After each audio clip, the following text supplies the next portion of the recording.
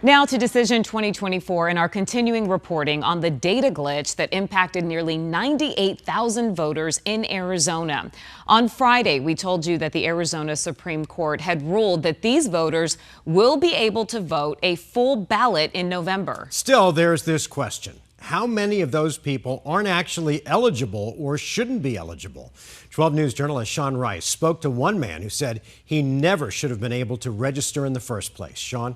Yeah, Mark and Caribe, we've learned the Maricopa County Recorder's Office first found out about this problem after learning that someone who is not a United States citizen was actually registered to vote. Now, in this email from the county recorder, Stephen Richer, to the Secretary of State, Adrian Fontes, and Governor Katie Hobbs, Richer says it should have been impossible for that person to be registered since he is not a United States citizen. Now a man has sharing his own emails describing his shock when he found out he was registered to vote, even though he's not a citizen either. And he says elections officials here in Maricopa County have turned a blind eye to all of it.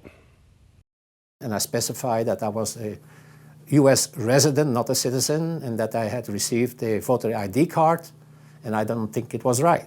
Caught off guard, Luke Lehman said he never registered to vote, but then he got this voter education guide in the mail.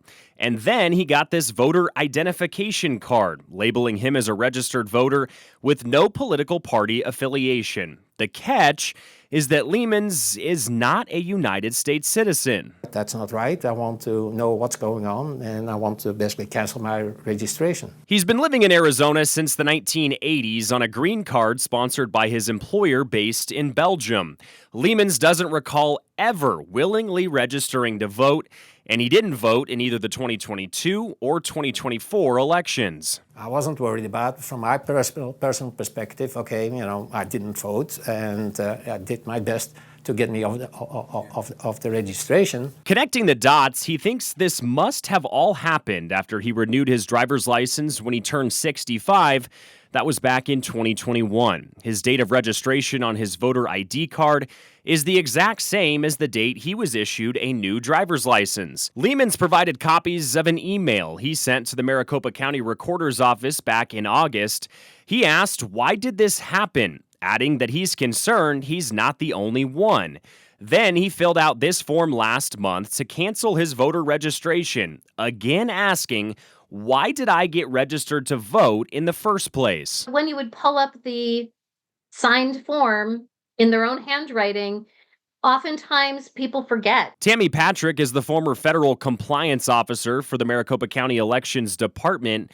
She says it's entirely possible with the online system he could have erroneously checked yes to being a United States citizen 3 years ago, allowing him to appear on the voter rolls. So we need to make sure that the system is set up in such a way that it makes sure that the voters are really aware of what the transaction is that they're taking place with. 12 News began asking the Maricopa County Recorder Stephen Richer's office a series of questions on September 19th. Those included how Luke Lehman's became registered to vote after he renewed his driver's license, and how many other non-citizens may be erroneously registered because of this same issue. A spokesperson declined to answer until the investigation into the coding error is completed. That is something that is worth investigating, how that happened? I think that it really makes sense to double check, not knowing exactly how it was set up, if it was just carrying forward all the old information, or if it was somehow set up to automatically populate information. Those are the sorts of things that you would want to understand. Some answers to our questions lie in Luke Lehman's voter records. We've requested those records, but have not received them.